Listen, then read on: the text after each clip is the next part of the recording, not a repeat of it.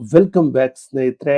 ನಾನಿವತ್ತು ಮೌಲ್ಯ ಶಿಕ್ಷಣ ಮತ್ತು ಆರೋಗ್ಯ ಶಿಕ್ಷಣ ಏನಿದೆ ಅದಕ್ಕೆ ಸಂಬಂಧಪಟ್ಟಂತೆ ಅಧ್ಯಾಯ 4 ನಿಮ್ಮ ಮುಂದೆ ತರ್ತಾ ಇದ್ದೀನಿ. ಸ್ನೇಹಿತರೆ, ನಿಮ್ಮೆಲ್ರಿಗೂ ಗೊತ್ತಿರುವಂತೆ ನಾವು ಈಗಾಗಲೇ ಅಧ್ಯಾಯ 1, ಅಧ್ಯಾಯ 2, ಅಧ್ಯಾಯ 3 ನೋಡಿದ್ದೇವೆ. ಇದು ಅಧ್ಯಾಯ 4. ಸ್ನೇಹಿತರೆ, ನಿಮಗೆ ಗೊತ್ತಿರಲಿ, ಈ ವಿಡಿಯೋ ಯಾರಿಗೆಲ್ಲ ಯೂಸ್ ಆಗುತ್ತೆ ಅಂದ್ರೆ PSTR, GPSTR ಹಾಗೂ HSTR ವಿದ್ಯಾರ್ಥಿಗಳಿಗೆ ತುಂಬಾ ಅನುಕೂಲ ಆಗುವಂತದ್ದು. ಸ್ನೇಹಿತರೆ, ಅದಕ್ಕಿಂತ ಮುಂಚಿತವಾಗಿ ನೀವು ಎಲ್ಲರೂ ಕೇಳ್ತಾ ಇದ್ರಿ, ಸರ್ PDF ಬೇಕು ನಮ್ಗೆ ಮೌಲ್ಯ ಶಿಕ್ಷಣ ಮತ್ತು ಆರೋಗ್ಯ ಶಿಕ್ಷಣದ್ದು ಅಂತ. PDF ನಾವು ಅವೈಲಬಲ್ ಇರುವಂತದ್ದು ಸ್ನೇಹಿತರೆ. ಈಗ PDF ಅವೈಲಬಲ್ ಇದೆ. ಇದನ್ನ ಪಡ್ಕೊಳ್ಳೋದು ಹೇಗೆ ಅದನ್ನ ಹೇಳೋದಕ್ಕೂ ಮುಂಚೆ ಸ್ವಲ್ಪ ಕ್ಲಾಸ್ ಅನ್ನ ನೋಡ್ಬಿಡೋಣ ಸ್ನೇಹಿತರೆ. ಅಧ್ಯಾಯ 4 ಸಂತಾನೋತ್ಪತ್ತಿ ಆರೋಗ್ಯ ಎನ್ನುವಂತಹದ್ದು. ಮೊದಲದಕ್ಕೆ ನಾವು ನೋಡೋಣ ಸಂತಾನೋತ್ಪತ್ತಿ ಪ್ರದೇಶದ ಸೋಂಕುಗಳು. ರೀಪ್ರೊಡಕ್ಟಿವ್ ಟ್ರ್ಯಾಕ್ಟ್ ಇನ್ಫೆಕ್ಷನ್ಸ್ ಅಂತ ಏನು RTIS ಅಂತ ಕರಿತೀವಿ, ಅದರ ಬಗ್ಗೆ ನೋಡೋಣ. ಸಂತಾನೋತ್ಪತ್ತಿ ಪ್ರದೇಶದ ಸೋಂಕುಗಳು ಎಂದರೆ ಪುರುಷ ಅಥವಾ ಮಹಿಳೆಯ ಸಂತಾನೋತ್ಪತ್ತಿಗಳಲ್ಲಿ ಅಥವಾ ಅಂಗಗಳಲ್ಲಿ, ಜನನಾಂಗಗಳಲ್ಲಿ ಬ್ಯಾಕ್ಟೀರಿಯಾ, ವೈರಸ್, ಶಿಲೀಂಧ್ರ ಅಂದ್ರೆ ಫಂಗಸ್ ಅಥವಾ ಪರೋಪಜೀವಿಗಳಿಂದ ಉಂಟಾಗುವ ಸೋಂಕುಗಳು. ಇವುಗಳಲ್ಲಿ ಕೆಲವು ಲೈಂಗಿಕ ಸಂಪರ್ಕದ ಮೂಲಕ ಹರಡುತ್ತವೆ, ಇನ್ನು ಕೆಲವು ಸ್ವಚ್ಛತೆಯ ಕೊರತೆ, ವೈದ್ಯಕೀಯ ವಿಧಾನಗಳು ಅಥವಾ ಇತರ ಸೋಂಕುಗಳಿಂದ ಉಂಟಾಗುತ್ತವೆ. ಈ ರೀತಿ ಸೋಂಕಿನಿಂದ ಉಂಟಾಗುವಂತಹ ರೋಗಗಳು ಯಾವುವು ಅಂತ ನೋಡೋಣ. ಸೋಂಕಿನ ವಿಧಗಳು ಇಲ್ಲಿದೆ ನೋಡಿ. ಲೈಂಗಿಕ ಸಂಪರ್ಕದಿಂದ ಹರಡುವಂತಹ ಸೋಂಕುಗಳು ಯಾವುವು ಅಂತ ನೋಡೋಣ. ಲೈಂಗಿಕ ಸಂಪರ್ಕದಿಂದ ಹರಡುವ ಸೋಂಕುಗಳು ಸೆಕ್ಸುಯಲ್ ಟ್ರಾನ್ಸ್ಮಿಟೆಡ್ ಇನ್ಫೆಕ್ಷನ್ಸ್ ಅಂತ ಇದ್ದೇವೆ. ಇದನ್ನ STI ಅಂತ ನಾವು ಕರಿತೀವಿ, ನಿಮ್ಗೆ ಗೊತ್ತಿರಲಿ. ಲೈಂಗಿಕ ಸಂಪರ್ಕದಿಂದ ಒಬ್ಬ ವ್ಯಕ್ತಿಯಿಂದ ಮತ್ತೊಬ್ಬ ವ್ಯಕ್ತಿಗೆ ಹರಡುವ ಸೋಂಕುಗಳನ್ನ ನಾವು ಲೈಂಗಿಕ ಸಂಪರ್ಕದಿಂದ ಹರಡುವ ಸೋಂಕುಗಳು ಎಂದು ಕರೆಯಲಾಗುತ್ತದೆ. ಇವು ಬ್ಯಾಕ್ಟೀರಿಯಾ, ವೈರಸ್, ಪರೋಪಜೀವಿಗಳಿಂದಲೂ ಉಂಟಾಗುತ್ತವೆ. ಸಮಯಕ್ಕೆ ಸರಿಯಾಗಿ ಚಿಕಿತ್ಸೆಯನ್ನ ಪಡೆದರೆ ಸಂತಾನೋತ್ಪತ್ತಿ ಸಮಸ್ಯೆಗಳು, ಗರ್ಭಧಾರಣೆಯ ತೊಂದರೆಗಳು ಹಾಗೂ ಕೆಲವು ಸಂದರ್ಭಗಳಲ್ಲಿ ಜೀವಕ್ಕೆ ಅಪಾಯವು ಉಂಟಾಗುವಂತಹದನ್ನ ತಡೆಯಬಹುದು. ಅವುಗಳನ್ನ ತಡೆಯಬಹುದು. ಅವುಗಳು ಯಾವುವು ಅಂದ್ರೆ ಮೊದಲನೇದು ಗುನೋರಿಯಾ. ಯಾವುದು? ಗುನೋರಿಯಾ. ಕಾರಕ ಜೀವಿ ಯಾವುದಪ್ಪ ಅಂದ್ರೆ ನೆಸೇರಿಯಾ ಗುನೇರಿಯೇಚೆ ಅನ್ನುವಂಥದ್ದು. ಇದು ಬ್ಯಾಕ್ಟೀರಿಯಾ ಆಗಿರುವಂಥದ್ದು. ಇಂಗ್ಲಿಷ್ ಅಲ್ಲಿ ಇದನ್ನ ಪ್ರೊನೌನ್ಸ್ ಮಾಡ್ಕೊಂಡು ಇದನ್ನ ಬರ್ಕೋಬೇಕಾಗುತ್ತೆ. ಉಂಟಾಗುವಂಥದ್ದು ಅಸುರಕ್ಷಿತ ಲೈಂಗಿಕ ಸಂಪರ್ಕದಿಂದ ಹರಡುತ್ತದೆ. ಪುರುಷ ಹಾಗೂ ಮಹಿಳೆ ಇಬ್ಬರಿಗೂ ಈ ಸೋಂಕು ತಗಲಬಹುದು.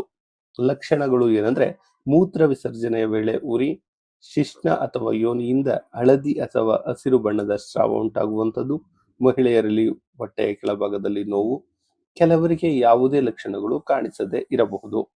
ಇನ್ನು ತೊಂದರೆ ಏನೆಲ್ಲ ಉಂಟಾಗುತ್ತೆ ಅಂದ್ರೆ ಬಂಜತನ ಉಂಟಾಗುತ್ತದೆ. ಪುರುಷರಲ್ಲಿ ವೃಷಣದ ಸೋಂಕು ಹೆಚ್ಚಾಗುವಂಥದ್ದು. ಚಿಕಿತ್ಸೆ ಏನಾದರೂ ಇದೆ ಅಂದ್ರೆ ಖಂಡಿತ ಇದೆ. ವೈದ್ಯರು ಸೂಚಿಸುವ ಪ್ರತಿಜೀವಕ ಆಂಟಿಬಯೋಟಿಕ್ ಔಷಧಿಗಳನ್ನ ಹಾಗೂ ಲೈಂಗಿಕ ಸಂಗಾತಿಯ ಚಿಕಿತ್ಸೆ ಅಗತ್ಯವಿರುತ್ತೆ ಇಬ್ಬರಿಗೂ ಕೂಡ. ಇನ್ನು ಈ PDF ಅನ್ನ ಕೇಳ್ತಾ ಇದ್ರಿ ಸ್ನೇಹಿತರೆ, ಒಂದು ವಿಚಾರವನ್ನ ಇಲ್ಲಿ ಕ್ಲಿಯರ್ ಆಗಿ ಹೇಳ್ತೀನಿ.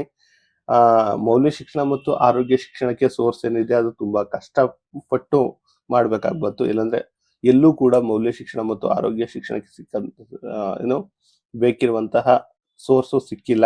ನಮ್ಮ ಟೀಮ್ ಆದ್ರೂ ಕೂಡ ಅದನ್ನ ತುಂಬಾ ಕಷ್ಟಪಟ್ಟು ಎಲ್ಲಾ ಕಡೆ ಸರ್ಚ್ ಮಾಡಿ ತೆಗ್ದಿದೆ. ಸ್ನೇಹಿತರೆ, ನನಗೆ ರಾತ್ರಿ 11 ಗಂಟೆ 11 PM ಈ PDF ಅವೈಲಬಲ್ ಇದೆ.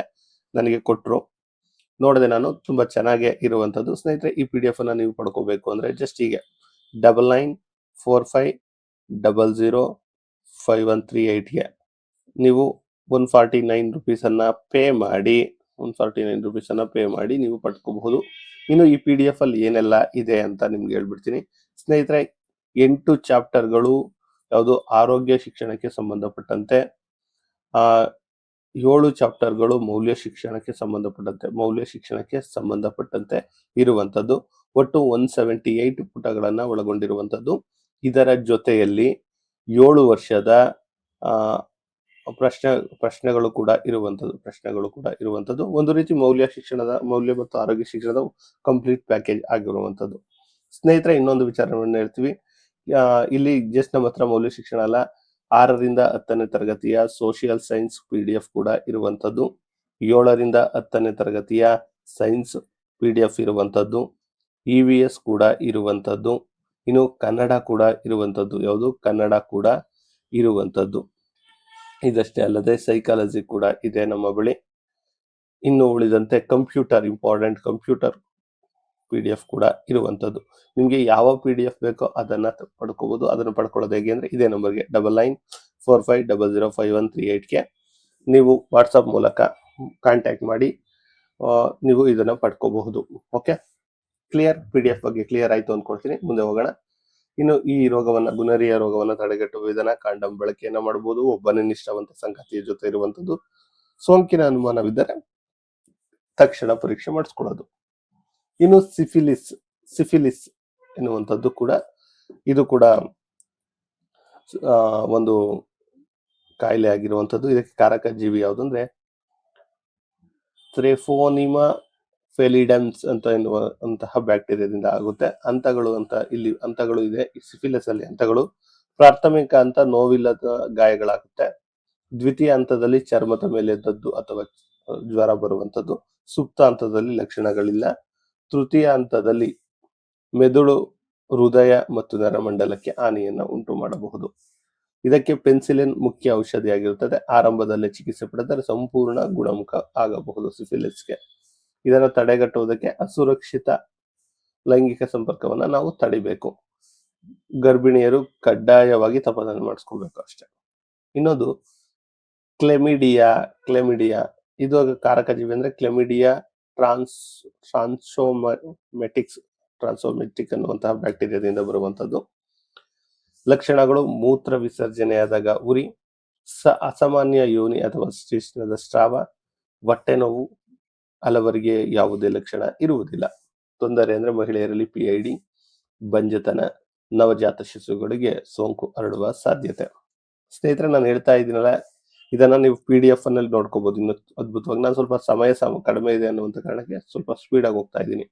ವೈದ್ಯರು ಸೂಚಿಸುವ ಪ್ರತಿ ಜೀವಕಗಳ ಆಂಟಿಬಯೋಟಿಕ್ಸ್ ತಗೊಂಡ್ರೆ ಸರಿ ಹೋಗ್ತದೆ. ತಡೆಗಟ್ಟುವುದಕ್ಕೆ ನಿಯಮಿತ SIT ಪರೀಕ್ಷೆ ಅಥವಾ ಕಾಂಡಮ್ ಬಳಕೆ. ಇನ್ನು 4ನೆಯದ್ದು ಟ್ರೊಕೋಮೋನಿಯಸ್ ಅಂತ ಇದೆ. ಇದಕ್ಕೆ ಕಾರಣವಾಗುವಂತಹ ಜೀವಿ ಯಾವುದಂದ್ರೆ ಟ್ರೊಕೋಮೋನಸ್ ವಜಿನಲ್ಸ್ ಅಂತ ಎನ್ನುವಂಥದ್ದು. ಇದೊಂದು ಪರೋಪಜೀವಿ ಎನ್ನುವಂಥದ್ದು. ಲಕ್ಷಣಗಳು ಅಂತ ನೋಡಿದ್ರೆ ಮಹಿಳೆಯರಲ್ಲಿ ನೊರೆಬರಿತ, ದುರ್ವಾಸನೆಯ ಯೋನಿಸ್ರಾವ, ಯೋನಿಯಲ್ಲಿ ತುರಕೆ, ಅಥವಾ ಪುರುಷರಲ್ಲಿ ಅಸಾಮಾನ್ಯ ಲಕ್ಷಣಗಳು ಕಾಣುವಂತಹದ್ದು. ಚಿಕಿತ್ಸೆ ಅಂದ್ರೆ ವೈದ್ಯರು ಸೂಚಿಸುವ ಪರೋಪಜೀವಿ ವಿರೋಧಿ ಔಷಧಿಗಳು. ಇಬ್ಬರು ಸಂಗಾತಿಗಳು ಚಿಕಿತ್ಸೆಯನ್ನು ಪಡೆಯಬೇಕು. ತಡೆಗಟ್ಟುವಿಕೆ: ಅಸುರಕ್ಷಿತ ಲೈಂಗಿಕ ಸಂಪರ್ಕ, ಸೋಂಕಿತ ವ್ಯಕ್ತಿಗಳ ಸಂಪರ್ಕವನ್ನ ತಪ್ಪಿಸುವಂತದ್ದಷ್ಟೇ. ಇನ್ನು 5ನೆಯದ್ದು ಯಾವುದಪ್ಪ ಅಂದ್ರೆ ಜನನಾಂಗ ಹರ್ಪಿಸ್ ಎನ್ನುವಂಥದ್ದು. ಕಾರಕ ಒಂದು herpes simplex virus HSV1 HSV2 ಇಂದ ಹರಡುತ್ತೆ. ಜನನಾಂಗಗಳಲ್ಲಿ ನೋವಿನ ಗುಳ್ಳೆ ಅಥವಾ ಗಾಯಗಳು, ತುರಿಕೆ ಅಥವಾ ಉರಿ, ಜ್ವರ ಅಥವಾ ದೇಹ ನೋವು. ತೊಂದರೆಗಳು: ಮುರುಮುರು ಕಾಣಿಸಿಕೊಳ್ಳುವುದು, ನವಜಾತ ಶಿಶುವಿಗೆ ಅಪಾಯ ಉಂಟಾಗುವಂಥದ್ದು.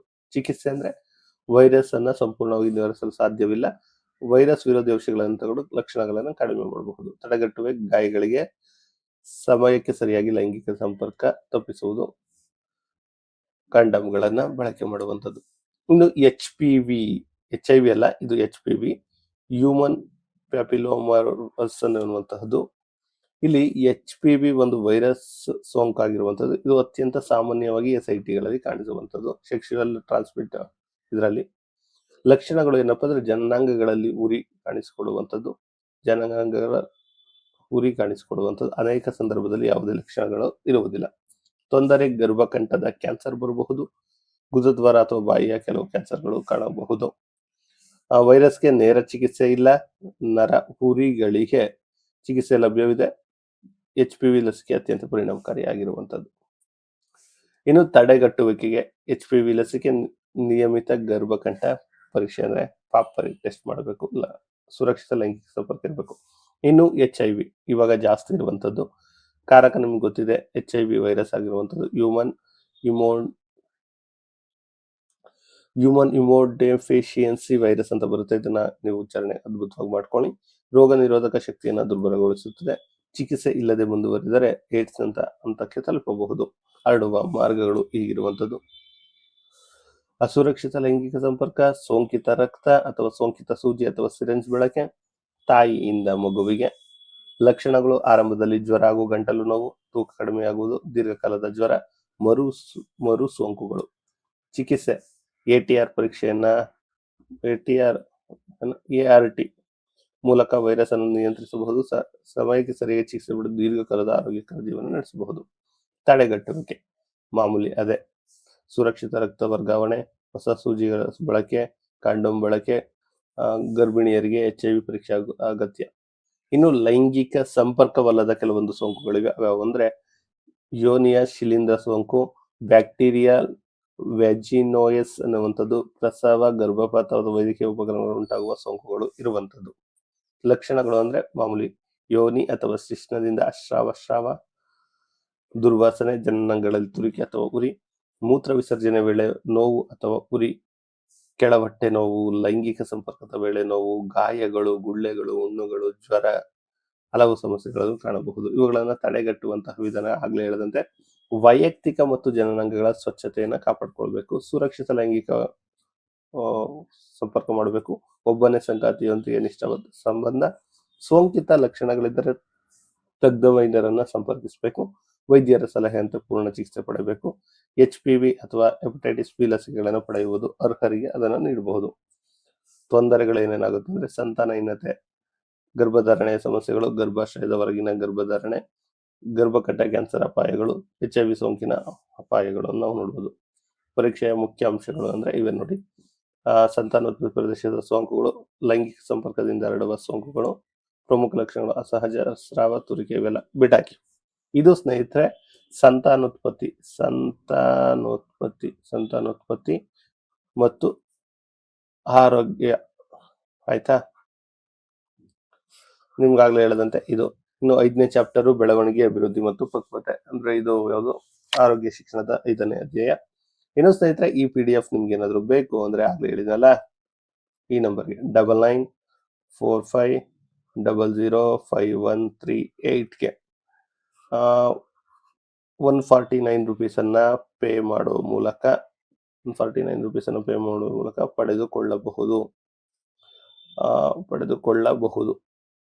ನಿಮ್ ಸ್ನೇಹಿತರೆ ಯಾರಾದ್ರೂ ಆರೋಗ್ಯ ಮತ್ತು ಮೌಲ್ಯ ಶಿಕ್ಷಣಕ್ಕೋಸ್ಕರ ಕಾಯ್ತಾ ಇದ್ರೆ ಅವರಿಗೆ ಈ ವಿಡಿಯೋನ ಶೇರ್ ಮಾಡಿ ಅಂತ ಹೇಳ್ತಾ ಈ ವಿಡಿಯೋನ ಇಲ್ಲಿಗೆ ಎಂಡ್ ಮಾಡ್ತಿದ್ದಾನೆ. ಧನ್ಯವಾದಗಳೊಂದಿಗೆ ಜೈ ಕರ್ನಾಟಕ.